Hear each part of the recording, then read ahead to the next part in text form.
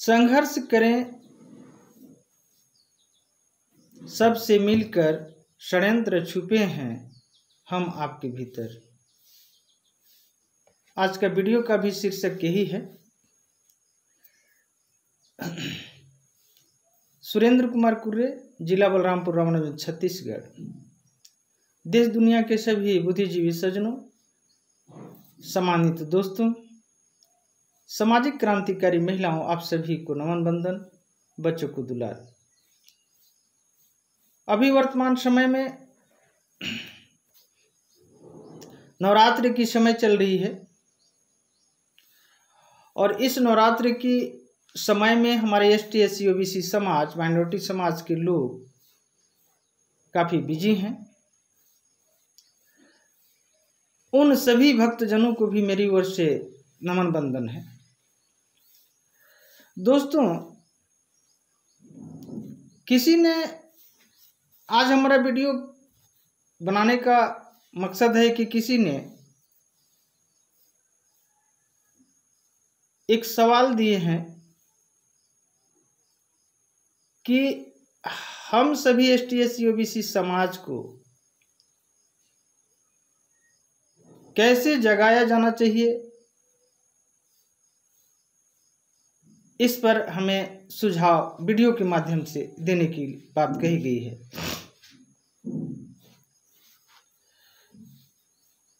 अब चूंकि हम कोई विद्वान तो है नहीं, फिर भी उन्होंने जो सवाल दिए हैं हमारे ऊपर एक दुलार के माध्यम से, तो उन्हें हमें सबसे पहले दिल से नमन है जिन्होंने ये सवाल दिए हैं। शायद उनके लिए लगा होगा कुछ, इसलिए इस सवाल को दिए हैं। इसलिए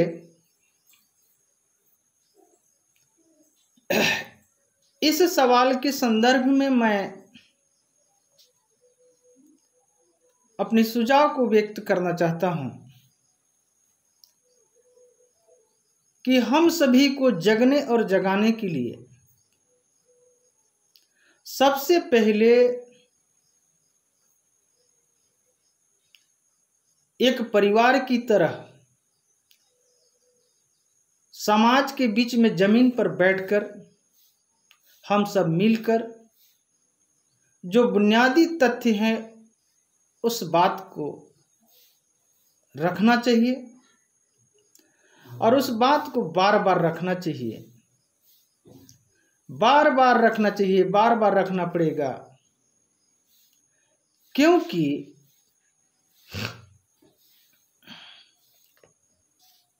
कई वर्षों से, सदियों से हमारे ST SC OBC समाज के ऊपर कई झूठी बातों को षड्यंत्रकारियों के द्वारा बार बार उस झूठी बात को कहे जाने के बाद हम लोग उस झूठी बात को भी आज सच्चा मान लिए हैं।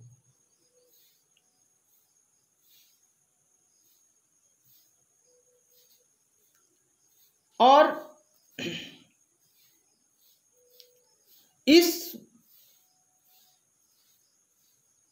इसलिए मैं इस बात को कहना चाहूंगा कि किसी भी क्षेत्र में हम जाते हैं, किसी भी क्षेत्र में जब दृष्टांत करते हैं, दृष्टि डालते हैं, तो बुनियादी तथ्यों से लोग कनी काटते रहते हैं। सच्ची बातों से लोग इग्नोर करते हैं। अच्छे संगति, अच्छे सज्जनों की, अच्छे बुद्धिजीवी, ईमानदार लोगों की संगति करने से इनकार जाते हैं। इसलिए क्योंकि इन षड्यंत्रकारियों ने सच्ची बात सुनने से और सच्चे लोगों की संगति करने से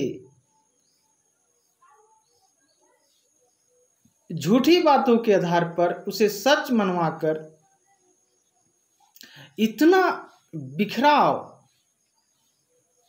पैदा कर दिया गया है हम सभी को कि हम सच्ची बातों को सुनने या सच्चे लोगों की संगति करना नफरत समझते हैं और झूठ को ही हम अपना संस्कृति, अपना विचारधारा, अपना कर्तव्य मान बैठे हैं। जबकि स्पष्ट है कि जो भी आज हमारे प्रतिफल, हम सभी मानव के लिए जो भी प्रतिफल आ रहे हैं सामने, तो हमारा वह कर्तव्यों की प्रतिफल है। चाहे किसी भी क्षेत्र में जाएंगे, शिक्षा, स्वास्थ्य, रोजगार, नौकरी, पढ़ाई लिखाई जो भी हैं, मेहनत मजदूरी करने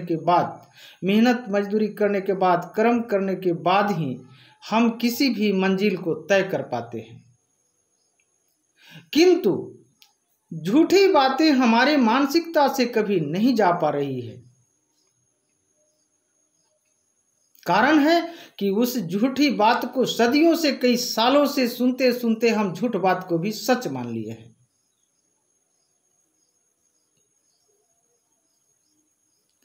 इसलिए मेरा कहना है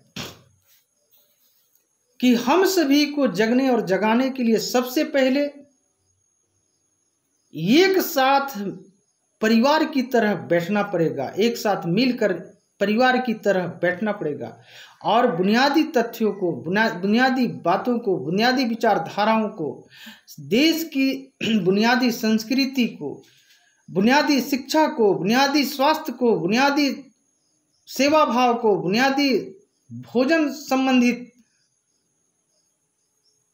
सारे तत्वों की जानकारी के लिए एक साथ मिलकर एक चटाई पर बैठ करके जमीनी स्तर पर बात करना पड़ेगा, जन जागरण करना पड़ेगा और वह बार बार करना पड़ेगा।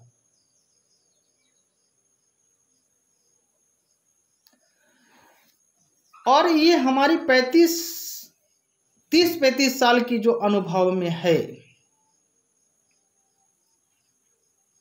यह बात स्पष्ट है कि आज हम सभी में झूठी बात घर इसलिए कर गई है, यह स्पष्ट उदाहरण दिखती है कि आज षड्यंत्रकारियों का जो जाल में हम लोग फंसे हैं। इसलिए यह स्पष्ट दिखाई देती है कि आप आज जो ग्रामीण अंचल से लेकर ऊंचे लेवल के नेता लोगों को, जो कुछ लोग नेता जो होते हैं, और उसमें कुछ लोग क्या बहुत लोग नेता होते हैं कि ईमानदार लोगों को सपोर्ट कभी नहीं करते हैं दिल से, ना तो उनकी भलाई नहीं चाहते हैं। इससे हम लोगों को भी समझना जरूरी चाहिए था। और इस देश में हकीकत यदि सबसे पहले शोषित और पीड़ित है तो वह व्यक्ति है जो ईमानदार होते हैं, जो बुनियादी तथ्यों के आधार पर अपना जीवन यापन करते हैं, वो सबसे ज्यादा पीड़ित है। जिस ईमानदार लोगों की यदि बहुमत जहां है तो उन्हें कुछ जीने की सहारा मिलती है, किंतु जहां कुछ गिने चुने जो लोग ईमानदार होते हैं उनका जीना मुश्किल कर दिया गया है। और आपको एक उदाहरण, आप लोगों के लिए एक उदाहरण पेश करना चाहूँगा कि किसी भी एक परिवार में भी या 5-10 जो भी परिवार हो, अपने परिवार में भी कोई यदि एक ईमानदार व्यक्ति हो तो उन्हें भी जीना मुश्किल कर दिया जाता है।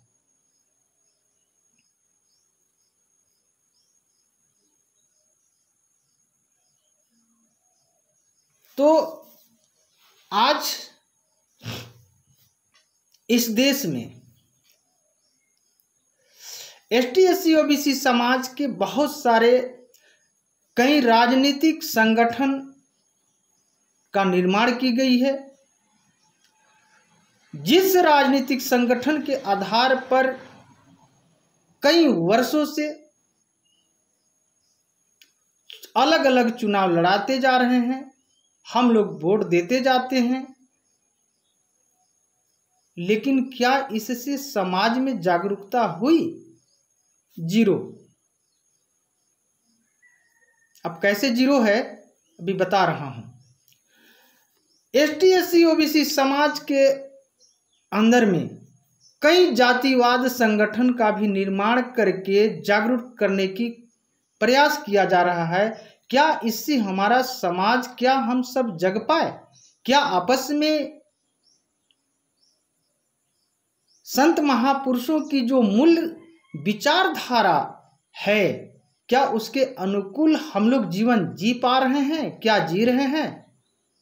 नहीं। कारण क्या है? और एक तीसरी बात, क्या संत महापुरुषों की जयंतियां सिर्फ परिनिर्वाण आदि वर्षों में एक दो बार मनाने से और स्टेज पर माइक पर भाषण देने से, एका दुका कार्यक्रम करने से क्या आज तक हमारा समाज जग पाए? क्या हम सब जग पाए? नहीं। इसका स्पष्ट उदाहरण है कि आज से 30-35 साल की तुलना में आज अंधविश्वास, पाखंड चरम सीमा तक पहुंच गई।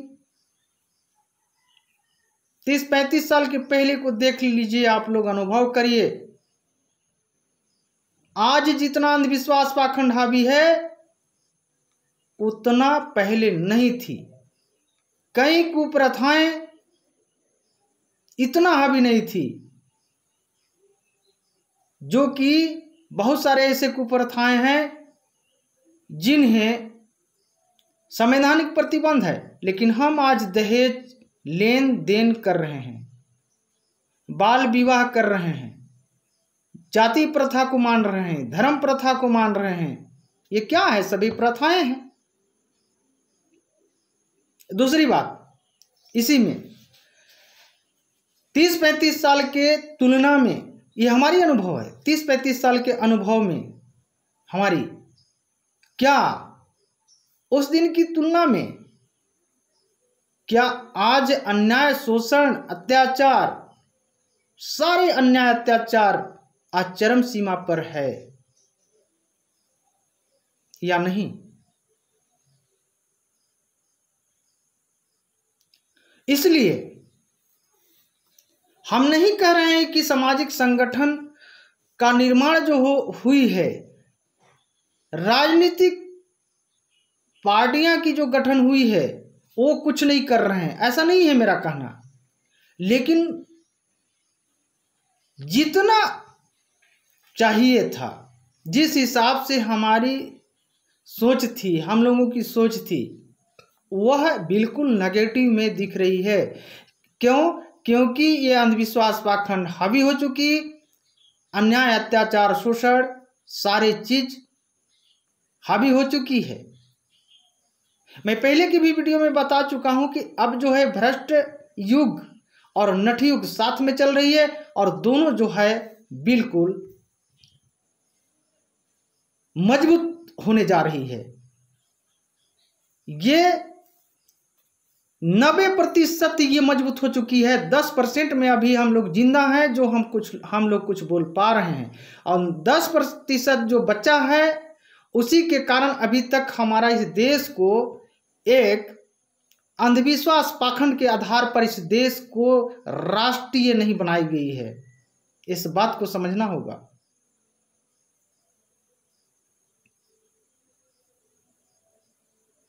तो सिर्फ राजनीतिक संगठन का निर्माण करने से, सिर्फ जातिवाद संगठन, सामाजिक संगठन का निर्माण करने से, सिर्फ संत महापुरुषों की जयंतियां परिनिर्वाण वगैरह मनाने से, एका दुका कार्यक्रम करने से, भाषण देने से समाज हम सभी में मानसिक रूप से परिवर्तन, संपूर्ण रूप से कभी बदलाव नहीं हो सकती है।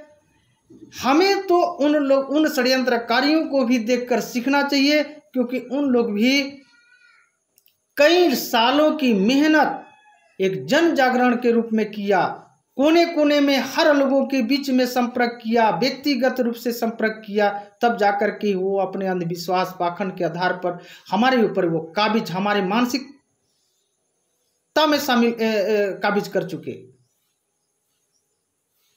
इसलिए मेरा कहना है कि इस सवाल के संदर्भ में जो सवाल हमारे ऊपर जो दिए उनको मैं सम्मान करता हूं, दिल से नमन करता हूं। ये बिल्कुल ही सार्थक सवाल है और इस सवाल के संदर्भ में मेरा सुझाव है कि ये जमीनी स्तर से समाज को जन जागरण करने की जरूरत है और बार बार करने की जरूरत है। हम उनकी बातों में घुल मिल कर बैठने की जरूरत है।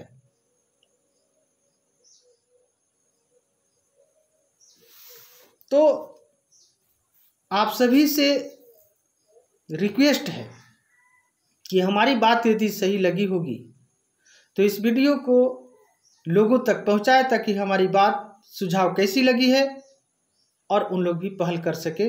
आप लोग से यही मेरा रिक्वेस्ट है। और इस तरह से मैं कई वीडियो में भी पहले भी संकेत देते आया हूं और इसके पहले की जो वीडियो में मैं बहुत सारी चीज़ों को बता चुका हूं। और हम कोई ज्ञानी नहीं हैं।